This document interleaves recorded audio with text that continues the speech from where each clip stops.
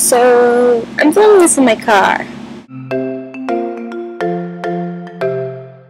Why, you might ask, is Sarah filming this in her car? Actually, this isn't a car at all. It's a truck.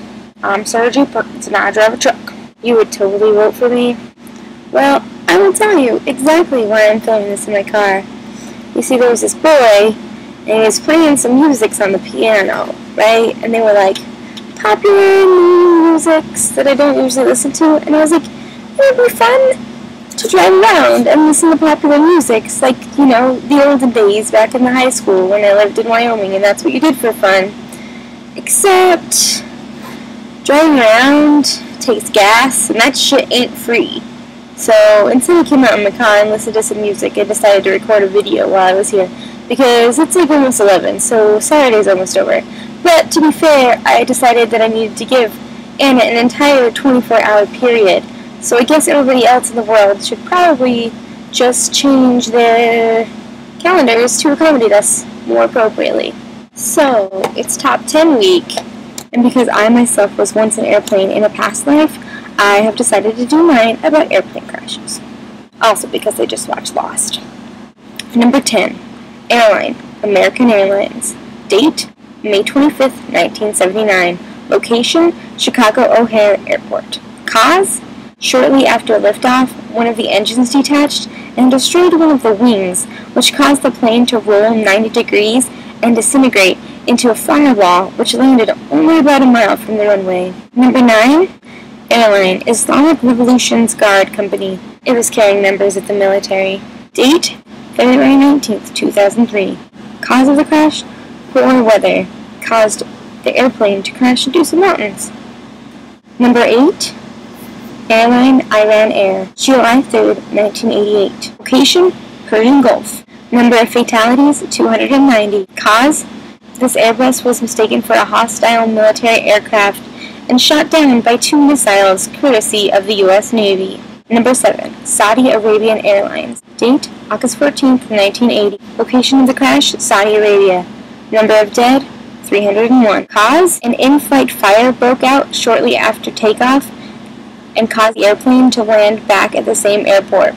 But, for reasons which nobody ever found out, because everybody on board died, the plane was driven to the end of the runway, not evacuated, and left with its engines running for a total of 3 minutes before it was consumed in a flash fire.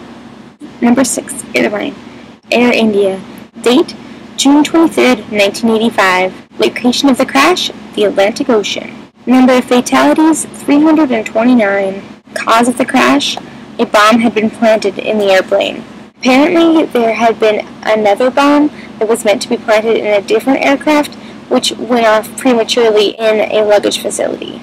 Number 5. Turkish Airlines. Date, March 3rd, 1974. Location of the crash, France. Number of dead, 346. Cause, due to poor design, one of the cargo doors broke off during flight, and basically the depressurization of the cabin caused all hell to break loose. My source says, among other things, it caused cabin floor failure, or something like failure of the cabin floor, whatever. I'm not sure what that means so much. Does it mean that the floor broke apart or imploded? Either way, the plane spiraled out of control and crashed into some woods northeast of Paris. It's 11:11. Make a wish!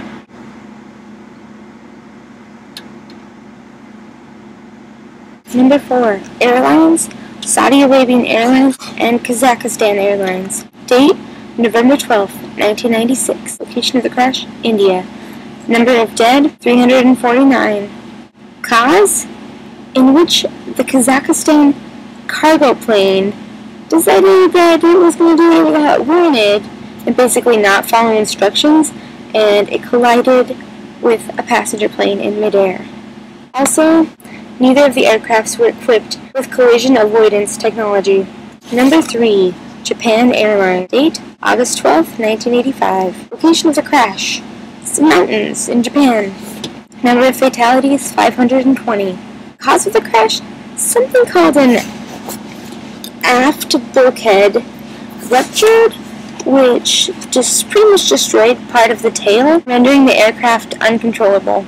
Apparently this particular aft bulkhead had caused any problems in the past, but I guess, maybe it's something that you do not replace when it does not work.